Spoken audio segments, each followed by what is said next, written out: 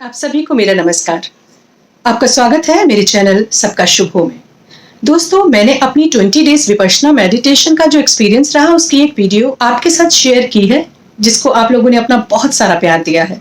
बहुत सारे पुराने साधक 10 डेज शिविर तो करते हैं, सती पठान भी कर लेते हैं, लेकिन लॉन्ग कोर्स के लिए अपने आप को तैयार नहीं कर पाते। मैं भी उनमें से ही एक थी। मैंने लगभग 4 साल के प्रयत्न के बाद ये डिसीजन लिया कि मैं 20 डेज का ये कोर्स करूंगी। 10 दिन के तो बहुत सारे कोर्स मैंने कर लिए, लगभग 11 या 12 कोर्स मैं 10 दिन के कर चुकी हूँ, लेकिन फिर भी मैं एक हिम्मत नहीं जुटा पा रही थी 20 डेज के लिए।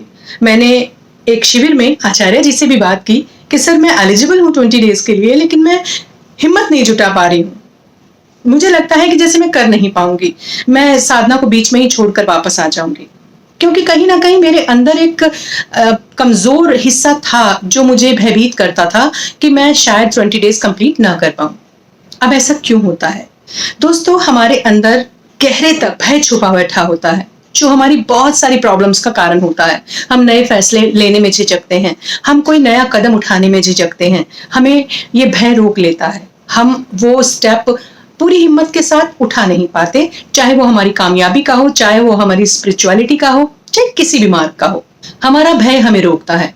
बहुत बार यही भय क्रोध के रूप में सामने आता है, बहुत बार यही भय अहंकार के रूप में सामने आता है, और मेरे साथ यही हो रहा था। मेरे साथ भय था जो लगातार मुझे रोक रहा था कि नहीं, मैं 20 दिन शिविर नहीं कर पाऊंगी। अब आपको बताती हूँ कि उसके पीछे कारण क्या था कि मैंने सडन ही ये डिसीजन लिया कि मैं 20 डेज के लिए जाऊंगी। हुआ क्या, हम शाम के टाइम में सभी लोग बैठ करके ड्राइंग रूम में बातें कर रहे थे, और किसी बात पर मजाक मजाक में मेरे बेटे ने मुझसे ये कह दिया कि मम्मा, जब आप 10 डेज के शिविर के लिए जाती हो तो घर में बड़ी शांति हो जाती है। और वो उसने इसलिए कहा कि मैं उसको किसी बात पर टोक रही थी कि अपनी चीजों को सही जगह पर रखा करो, तो बाद में बहुत ढूंढते हो और दूसरों को भी परेशान करते हो। तो बस शायद उसको वो बात, उसने मजाक मजाक में अपने अंदर का रिप्लाई उसके बाहर आ गया। आप जब भी विपश्यना के लिए जाते हो तो घर में बड़ी शांति होती है, कोई किसी को रोकता टोकता नहीं है, और हम बड़े मस्ती के साथ ये 10 दिन गुजारते हैं। ये बात मुझे अंदर कहीं हर्ट हो गई, कहीं पीड़ा पहुंचाई इस बात ने मुझे। मैंने अपने आप को जांचना शुरू कर दिया कि क्या सच में मेरे व्यक्तित्व में अभी भी कुछ ऐसा है जो मेरे परिवार के लोगों को सही नहीं लग रहा है, उनको प्रॉब्लम आ रही है। क्योंकि सबसे पहले अगर कोई प्रॉब्लम सामने दिखाई दे रही है तो आपको खुद को एनालाइज करना बहुत जरूरी है। हम लोग क्या करते हैं कि उस प्रॉब्लम को देखने की जगह हम ये देखना शुरू कर देते हैं कि हाय बताओ, माँ के लिए ऐसा बोल रहा है कि माँ के बिना रहने में इनको कोई प्रॉब्लम नहीं है, आज 10 दिन इनको रहने की आदत पड़ गई तो कल को तो ये पूरी जिंदगी भी मुझे याद नहीं करेंगे, वगैरह वगैरह। आमतौर पर यही होता है, लेकिन मैं एक विपश्यी साधक हूं तो मैंने अपने आप को जांचना शुरू किया कि ऐसा क्यों हुआ। होता क्या है, हम बहुत बार चीजों को गलत सेंस से ले लेते हैं, लेकिन जो हमारी हायर पावर है वो हमारे लिए काम करती है। मैं ये डिसीजन नहीं ले पा रही थी कि मैं 20 दिन के शिविर के लिए विपश्यना जाऊं, तो मुझको एक शॉक ट्रीटमेंट दिया मेरे हायर पावर की ओर से कि मेरा ही बेटा मुझे कह रहा है कि आप जब यहाँ नहीं होती हो तो बड़ी शांति हो जाती है। क्योंकि मैं तो अब तक ये समझती चली आ रही थी कि न जाने बच्चों को कैसा पीछे से फील होता होगा कि मम्मा अपने भले के लिए 10 दिन के लिए चली जाती हैं और घर की देखरेख के लिए हमें बहुत ज्यादा सरवाइव करना पड़ता है। लेकिन नहीं, उसकी एक बात ने मेरे आगे जो भ्रम जाल था उसको बिल्कुल हटा दिया।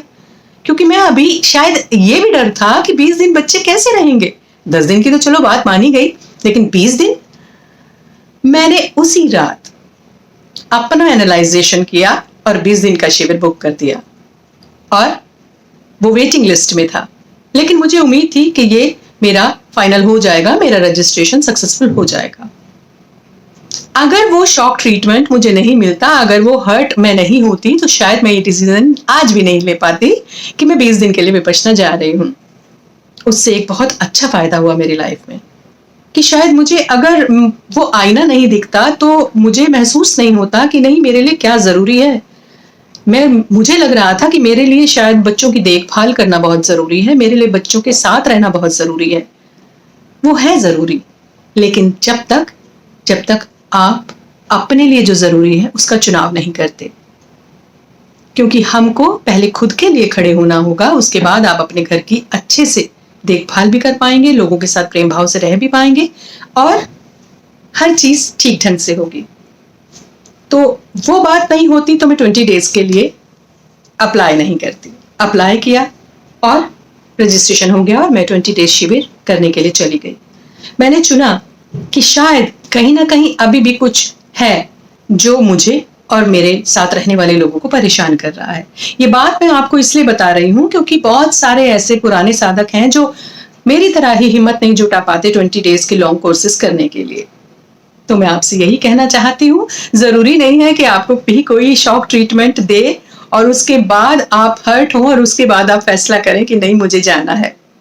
तो कहते हैं ना कि वो बेहतर इंसान है जो दूसरों की से सीख लेकर अपने लिए रास्ते का चुनाव कर ले। जरूरी नहीं है ठोकर खाकर ही आपको समझ आए, बिना ठोकर खाए भी आप चाहें तो सीख सकते हैं।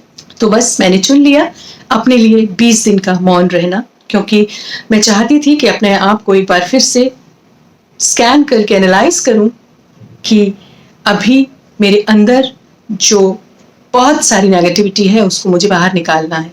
न जाने कब कब की दबी हुई वो सारी चीजें जो आज भी मुझे परेशान करती हैं, आज भी मैं विपश्यना नहीं कर पाती, आज भी मैं बहुत जोर से गुस्से में आ जाती हूँ, तो वो आज का नहीं है।